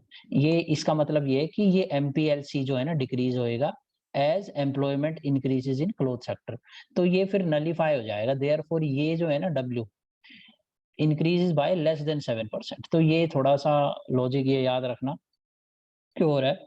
उसके बाद पता है क्या है, जैसे ही इसका इफेक्ट प्रोडक्शन पॉसिबिलिटी फ्रंटियर पे भी पड़ेगा। जैसे ही फूड का प्राइस कांस्टेंट रहेगा लेकिन ये बढ़ जाएगा न्यूमरेटर, तो हमारा रिलेटिव प्राइस रेशियो जो कि पहले चेंज नहीं हुई थी, क्यों? क्योंकि दोनों सेम प्रोपोर्शन से बढ़े थे, ये कांस्टेंट रहा लेकिन ये बढ़ गया, तो अब चेंज होएगी। तो अब स्लोप चेंज हो जाएगी, तो स्लोप चेंज हो जाएगी तो लेबर भी अब ज्यादा आ गई है। ठीक है, लेबर भी ज्यादा आ गई है, ट्रांसफर हो गई है, और जैसे ही लेबर ट्रांसफर हो गई है क्लोथ सेक्टर में, तो अब क्लोथ की प्रोडक्शन भी ज्यादा हो रही है, क्योंकि डिमांड उसकी ज्यादा थी, उसका प्राइस बढ़ा, तो लेबर भी यहाँ पर ट्रांसफर हो गई है पहले के मुकाबले। तो ये इक्विलिब्रियम आपको शो होगा। इस सिचुएशन को ना मैं कन्वर्ट कर सकता हूँ रिलेटिव सप्लाई कर्व में। फिर से रिलेशन बनाता हूँ, वाई एक्सिस पे रखता हूँ relative prices PC upon PF। ठीक है, तो आप देखो जब ये relative price PC upon PF increase हो रहा है यहां से यहां पर, तो पता है क्या हो रहा है, किसकी सप्लाई बढ़ रही है, क्लॉथ की, और घट किसकी रही है, फूड की। तो रिलेटिव सप्लाई क्लॉथ की बढ़ रही है, बिल्कुल, तो इसका मतलब पॉजिटिव रिलेशन आएगा। तो आप ना ये कर्व को जनरेट कर सकते हो, इस पॉइंट के बदले ये पॉइंट है, इस पॉइंट के बदले ये पॉइंट है, ये एक PCPF है नए वाला, ये पुराने वाला PCPF। ठीक है, तो ये रिलेटिव सप्लाई कर्व ऐसे डिराइव होता है इकोनॉमी के अंदर। ये रिलेटिव सप्लाई कर्व हमने डिराइव कर दिया। रिलेटिव डिमांड, कितनी डिमांड है, वो रिलेटिव डिमांड कर्व का सिंपल है तरीका, कि वही जो लॉजिक था हमारा, कि अगर क्लॉथ का प्राइस इंक्रीज हो रहा होगा फूड की टर्म में, तो रिलेटिव डिमांड क्लॉथ की डिक्रीज होएगी, और अगर क्लॉथ का प्राइस सस्ता हो रहा होगा तो क्लॉथ ज्यादा खरीदने लगेंगे, तो रिलेटिव डिमांड है ये। तो ये एक इकोनॉमी के अंदर काम करता है, उसकी रिलेटिव सप्लाई इस तरीके से डिराइव हो रहा है कर्व, रिलेटिव डिमांड इस तरीके से डिराइव हो रहा है, और ये हमारा इक्विलिब्रियम रिलेटिव प्राइस निकल के आता है। और फिर इस इक्विलिब्रियम रिलेटिव प्राइस को हम वहां पर अप्लाई करते हैं, जहां पर भी जो भी रिलेटिव प्राइस आ रहा है उस हिसाब से प्रोडक्शन होती है। ठीक है, तो ये पूरे प्रोसेस को ना आप इस पर भी लागू कर सकते हो, ये वाले डायग्राम पे।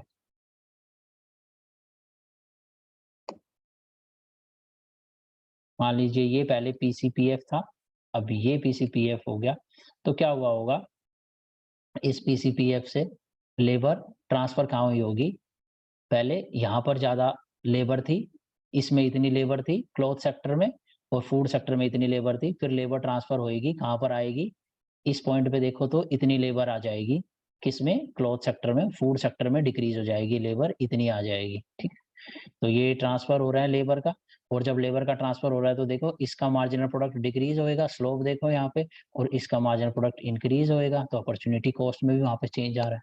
तो पूरा का पूरा रिलेशन आप इंटीग्रेट कर सकते हो, रिलेट कर सकते हो इस डायग्राम को देख के ही। बस ये डायग्राम याद रखो तो सब सेट है। ठीक है, अब आपका ये हो गया कि रिलेटिव प्राइस के चेंज होने से क्या इफेक्ट होता है। अब आपको ये तो समझ में आ गया कि देखो अगर कोई एक गुड है, उसकी रिलेटिव प्राइस अगर हमारी इकोनॉमी में इंक्रीज होगा तो उसका जो प्रोडक्शन होगी वो इंक्रीज होगी। फिर आपको ये भी समझ में आ गया कि जो लेबर है उनको तो सेम नॉमिनल वेज मिलेगी, वो जब तक फूड के सेक्टर से ट्रांसफर होती रहेगी क्लॉथ के सेक्टर में, जब तक क्लॉथ के सेक्टर में हायर नॉमिनल वेजेस मिल रही है। फिर एक टाइम आएगा कि बेशक भी फूड का प्राइस इंक्रीज नहीं हुआ, लेकिन उसका मार्जिनल प्रोडक्ट इंक्रीज होना शुरू हो जाएगा, क्योंकि वहां पर लेबर कम हो जाएगी, और दूसरा उधर बेशक आपका क्लॉथ का प्राइस इंक्रीज हुआ है लेकिन उसका मार्जिनल प्रोडक्ट डिक्रीज होने लग जाएगा, क्योंकि वहां पर सरप्लस लेबर हो जाएगी।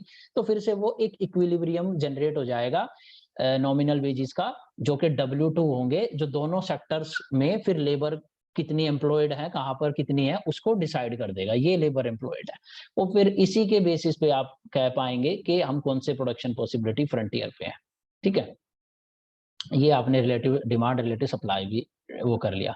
अब लास्ट पॉइंट पे हम आते हैं। लास्ट पॉइंट ये है कि इन सारी सिचुएशन से हमें ये एनालाइज करना है कि कौन अमीर बना कौन गरीब बना। तो हमारे पास तीन बंदे हैं। ठीक है, तीन बंदे कौन है, लैंड ओनर, कैपिटल ओनर और लेबर।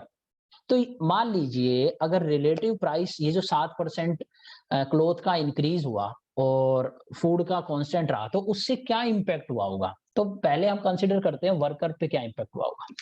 वर्कर की देखो नॉमिनल वेजेस W सेम रही है दोनों में। ठीक है, हेलो हेलो हेलो एवरीवन।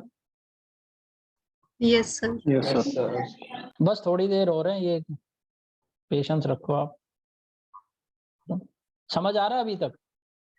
देखो रीड तो करना पड़ेगा ही, थोड़ा कॉम्प्लिकेटेड तो है, मार्क्स भी अच्छे आते हैं इसके, भट्टे का काम नहीं है, एकदम एक बार हो गया तो हो गया। और ये जो इतने सारी मैं एक्सप्लेनेशन दे रहा हूँ ना, ये इतना देना भी नहीं होता है पेपर में। तुम एक बार इसे डायग्राम्स को देखोगे तो ये बैक ऑफ द माइंड ये सारी चीज काम करेगी, और हो जाएगा, ये कोई मुश्किल नहीं है इसमें। ठीक है, तो तीनों सेक्टर्स को देखते हैं। जो वर्कर जो है उसके साथ क्या हुआ होगा, उसकी नॉमिनल वेजेस तो बराबर है दोनों सेक्टर में, लेकिन क्या नॉमिनल वेज को थोड़ी ना खाता है, वो सामान खाता है। और इस इकोनॉमी में क्या सामान है, दो ही सामान है, फूड और क्लॉथ। अब देखो क्लॉथ के सेक्टर में 3% से उसकी नॉमिनल वेज इंक्रीज हुई, लेकिन क्लॉथ का प्राइस कितने से इंक्रीज हुआ, 7% से। तो मैं एक बात गारंटी से कह सकता हूं, अब वो सारी वेज अगर क्लॉथ पे खर्चे जो अगर पहले खर्चता, तो उससे कम क्लॉथ ले पाएगा। ये बात ठीक है? Hello hello, Yes, sir. ये बात ठीक है, समझ में आई आपको? क्योंकि देखो क्लॉथ का प्राइस तो 7% से इंक्रीज हुआ, लेकिन क्लॉथ के सेक्टर में नॉमिनल वेज कितने से इंक्रीज हुई, 3% से। तो अगर वो सारे पैसे क्लॉथ पे खर्चे, तो आपको क्या लगता है पहले के मुकाबले ज्यादा क्लॉथ ले पाएगा जब 7% प्राइस इंक्रीज नहीं हुआ था, या कम ले पाएगा? Hello hello hello, hello, sir फिर से देगा बता सर। सर कम ले पाएगा ना शायद, हाँ बिल्कुल, देखो उसकी वेज तो 3 से इंक्रीज हुई है सर। हाँ, क्लोथ के सेक्टर में हुआ क्या, हमने जो अभी ऊपर देखा 7% से प्राइस इंक्रीज हुआ क्लोथ का, और नॉमिनल वेज कितने से इंक्रीज हुई, केवल 3% से। ऐसा क्यों हुआ, क्योंकि जैसे ही लेबर वहां पर आने लगी थी तो second component marginal product of labour तो डिक्रीज होने लग गया था। तो नॉमिनल वेज 7% का रिफ्लेक्शन नहीं हुआ प्राइस की चेंज होने से, कम का हुआ। मान लीजिए 7% से प्राइस इंक्रीज हुआ क्लॉथ का, जैसे हमारे एग्जांपल में हुआ, और उसकी वजह से फिर लेबर का जो नॉमिनल वेज है वो केवल 3% से इंक्रीज हुआ। तो अगर वो सारे पैसे अपने क्लॉथ पे खर्चे तो वो क्लॉथ ज्यादा ले पाएगा पहले के मुकाबले या कम ले पाएगा, जब कोई प्राइस में चेंज नहीं हुआ था। Hello hello hello, yes sir, कम लेगा सर। कम लेगा ना। Yes sir. मान लो प्राइस का, क्लॉथ का प्राइस दुगना हो गया और मेरी वेज 1.5 गुना ही बढ़ी, तो मैं कम ही ले पाऊंगा ना अब cloth. Yes, sir. Real wage कम हो जाएगा। हाँ, लेकिन अब देखो दूसरे सेक्टर में कंपेयर करते हैं, फूड में प्राइस नहीं बढ़ा लेकिन मेरी नॉमिनल वेज बढ़ी, तो रियल टर्म में मैं फूड ज्यादा ले पाऊंगा ना, Yes, sir. है कि नहीं। फूड में तो प्राइस नहीं बढ़ा लेकिन फूड सेक्टर में भी नॉमिनल वेज तो बढ़ी, बराबर रखने के लिए इक्विलिब्रियम हुआ ना, क्योंकि वहां पे मार्जिनल प्रोडक्ट बढ़ा, लेबर घटी, तो 3% से नॉमिनल वेज मेरी वहां पे बढ़ी, लेकिन फूड का प्राइस नहीं इंक्रीज हुआ, तो अब मेरी वेज बढ़ गई, और फूड का प्राइस इंक्रीज नहीं हुआ तो मेरी रियल वेज बढ़ गई इन टर्म्स ऑफ फूड। तो अब वर्कर्स के लिए ये जो इंक्रीज हुआ प्राइस ऑफ क्लॉथ में, ये फायदेमंद है या नुकसानदायक है, हम नहीं कह सकते। हम इसलिए नहीं कह सकते क्योंकि हमें ये नहीं पता कि ये वर्कर फूड ज्यादा कंज्यूम करता है या क्लोथ ज्यादा कंज्यूम करता है। अगर मैं आपको क्वेश्चन में ट्विस्ट करके दे दूं, ऐसा ही क्वेश्चन बनाऊं स्पेसिफिक फैक्टर मॉडल का, और मैं पेपर में बोल दूं कि 7% से ये इंक्रीज हुआ नॉमिनल वेज, लेकिन 3% से इंक्रीज हुई, लेकिन ये बंदा जो है सारा पैसा फूड में स्पेंड करता है, तो बताओ इसका वेलफेयर इंक्रीज हुआ कि डिक्रीज हुआ, तो मैं बोलूंगा इंक्रीज हुआ, क्योंकि फूड तो अब ज्यादा ही खरीद पाएगा। या फिर मैं बोलूं कि अगर सारा पैसा क्लॉथ में खर्चता है तो इंक्रीज हुआ कि डिक्रीज हुआ, आप बोलोगे वेलफेयर डिक्रीज होएगा क्योंकि अब कम क्लॉथ खरीद पाएगा। लेकिन मैं बोलूं अगर 50-50% करता है, तो हमें नहीं पता कि मतलब देखना पड़ेगा कि मतलब क्लॉथ की कितनी ज्यादा इंपॉर्टेंस है इसकी लाइफ में, कितनी ज्यादा रिक्वायरमेंट है। अगर क्लॉथ बहुत कम लेते हैं तो ओवरऑल उसका फायदा हुआ है, लेकिन अगर क्लॉथ बहुत ज्यादा लेते हैं तो रियल टर्म में कंजम्पशन इसकी घटी है। ये बात समझ में आई आप लोगों को? Hello hello, yes sir. ठीक है ना ये तो?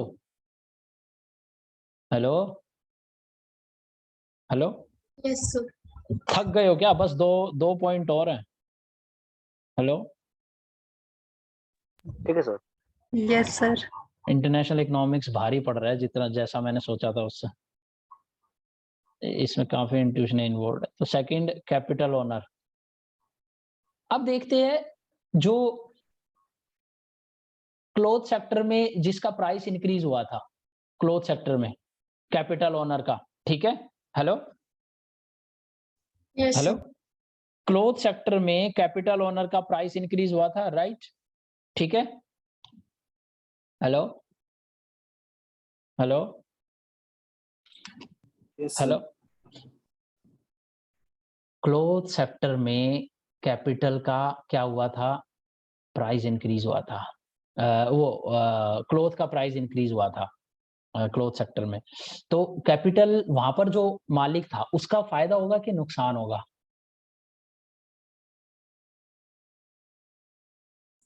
फायदा होगा सर, उसका तो फायदा होगा। कैसे? क्योंकि सर रियल वेज जो है एक तो लेबर वो का वो हाँ, एक तो वो कम हुआ। रियल वेज जो है अब उसको कम देनी होगी, और जब रियल वेज कम देनी होगी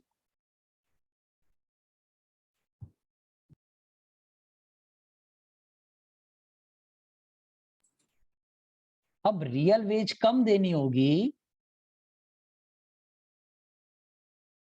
तो ये जो एरिया है ना इनकम ऑफ कैपिटलिस्ट, लेबर भी ज्यादा एम्प्लॉय करेगा, बढ़ जाएगी, सरप्लस इंक्रीज हो रहा है। समझ में आया ये point? Hello hello, Yes, sir. सही है, ये बात समझ में आई? Hello hello Yes, hello sir. Everyone.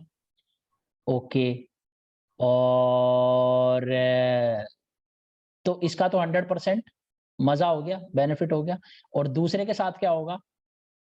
Food वाले के साथ, फूड वाले के साथ क्या हुआ होगा? मान लीजिए यहाँ पे फूड हो, तो उसके लिए क्या हुई है? रियल वेज बढ़ी है ना? पहले इतनी रियल वेज दे रहा था, ज्यादा लेबर एम्प्लॉयड थी, अब रियल वेज बढ़ गई, यहाँ पर आ गई। फूड है मान लीजिए ये, तो लेबर भी घट गई, तो यहाँ पर आ गया। तो ये जो पहले वाला ट्रायंगल था, अब वो श्रिंक हो गया, छोटा हो गया। तो इसका वेलफेयर क्या हुआ? लॉस में गया, नुकसान हो गया, है ना? तो जब रिलेटिव प्राइस क्लोथ का बढ़ा, तो लेबर का फायदा हुआ, नुकसान हुआ, हमें नहीं पता, एम्बिगुअस। डिपेंड करता है कि उनकी कंजम्पशन पैटर्न कैसा है। ज्यादा क्लोथ कंज्यूम करते हैं तो नुकसान हुआ, फूड कंज्यूम करते हैं तो फायदा हुआ। लेकिन जो ओनर था क्लॉथ में प्रोडक्शन का, कैपिटलिस्ट, उसका 100% फायदा हुआ, और जो फूड में ओनर था उसका 100% नुकसान हुआ। ये बात समझ में आ गई आपको? हो गया ना क्लियर? सर यही सर एनालिसिस प्रीवियस ईयर में पूछा है, 2-3 बार पूछा है। ये पूछा है? Yes sir. अच्छा ये चलो ठीक। स्पेसिफिक मॉडल में सर जो भी फैक्टर है स्पेसिफिक है उसको बेनिफिट होता है, जिसको नहीं होता अपोजिट वाले में लॉस होता है उसको। तो देखो, मैं अगर पेपर बनाता तो मैं क्या करता? मैं तुम्हें बोलता कि सारा पैसा खर्च रहा है फूड सेक्टर में, लेबर का बताओ क्या होगा। तो ऐसा ध्यान होना चाहिए कि हाँ, फूड के टर्म में उसका फायदा होगा, क्योंकि उसका रियल इनकम फूड के टर्म में इंक्रीज हुई है। लेकिन क्लॉथ में अगर सारा पैसा खर्चता तो लॉस होता। ठीक है, बस मैं और आपको स्ट्रेच नहीं करूंगा, यस थोड़ा सा टाइम देना पड़ेगा। मैं कल ट्रेड करवाऊंगा। देखो मेरे अब पास क्या रह गया, मेरे पास ये रह गया कि कल मैं इंटरनेशनल ट्रेड, मैं अब ये जो इकोनॉमी मैंने डिस्कस करी आप लोगों से, अभी तक हमने ट्रेड नहीं करा है। अभी तक हम ये देख रहे हैं कि प्राइस के चेंज होने से जो डिफरेंट डिफरेंट सेक्टर्स हैं उनकी इनकम पे, इनकम डिस्ट्रीब्यूशन पे क्या इम्पैक्ट पड़ेगा। और हमने ये देखा कि कैसे प्रोडक्शन पॉसिबिलिटी फ्रंटियर के कौन से पॉइंट पे हम प्रोड्यूस करेंगे, वो कैसे डिटरमिन होता है। कल हम देखेंगे कि जब वर्ल्ड में ट्रेड के लिए हम ओपन कर देंगे, तो हो सकता है ना उनके रिलेटिव प्राइस कुछ और हो, मेरे रिलेटिव प्राइस कुछ और हो। अगर मेरा रिलेटिव प्राइस क्लॉथ का सस्ता हुआ तो मेरे देश में क्या होगा? मेरे देश के क्लॉथ की डिमांड बढ़ेगी। तो जब मेरे देश के क्लॉथ की डिमांड बढ़ेगी तो मेरा रिलेटिव प्राइस इंक्रीज होगा। तो ट्रेड को ओपन करने से अगर मेरे देश का relative price of cloth increase हुआ तो मेरे देश के क्लॉथ सेक्टर के प्रोड्यूसर्स खुश होने वाले हैं, और वो बोलेंगे आरसीईपी करो, यानी ट्रेड डील करो, फ्री ट्रेड करो। लेकिन मेरे सेक्टर के फूड प्रोड्यूसर्स गुस्सा होने वाले हैं, वो बोलेंगे कि नहीं करना, हमारा नुकसान होएगा। और जो लेबर होगी वो बेचारी, उसको पता ही नहीं चल रहा है क्या हो रहा है, क्योंकि उसको उसको ये बोला जाएगा, अरे दूध सस्ता मिलेगा, डैनन का दूध सस्ता मिलेगा। ठीक है, लेकिन ये नहीं पता होगा कि क्या पता वो दूध थोड़ा सा लेते हैं, कितना 10% इनकम खर्चते हो आप दूध पे, बाकी 90% तो सब कुछ महंगा हो जाएगा। तो लेबर को बेचारे को पता ही नहीं चलेगा, लेबर अच्छा दूध सस्ता मिलेगा, बाकी तो सब महंगा हो जाएगा।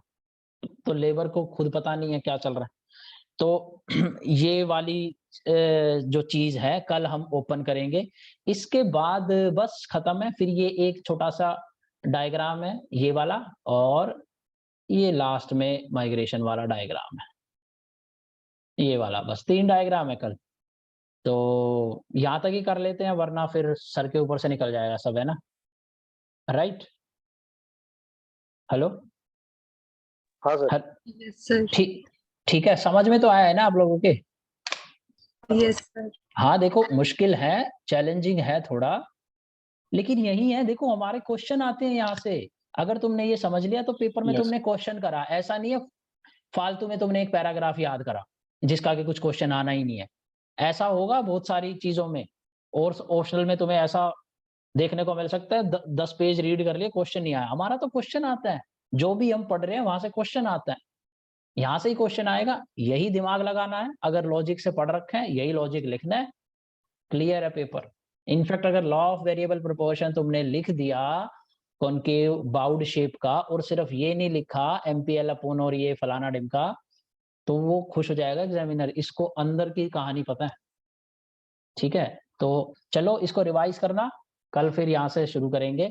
और कल इसके बाद हेक्सर ऑयलिन तो हो नहीं पाएगा, तो कल मैं एक छोटा सा टॉपिक ले लूंगा, इसको खत्म करने के बाद मैं वो ग्रोथ का करा दूंगा, balanced unbalanced, big push theory, ये करा लेंगे, ये कर लेंगे। ठीक है, तो 2 और टॉपिक ग्रोथ के निपट जाएंगे। ठीक है, हेलो हेलो, ठीक है सर। ठीक है, कुछ नहीं है डाउट, करें खत्म? Yes sir. ओके, रिवाइज करना, देखो आसान है, मार्क्स मिलेंगे पक्का, लेकिन रिवाइज करना पड़ेगा। Okay okay.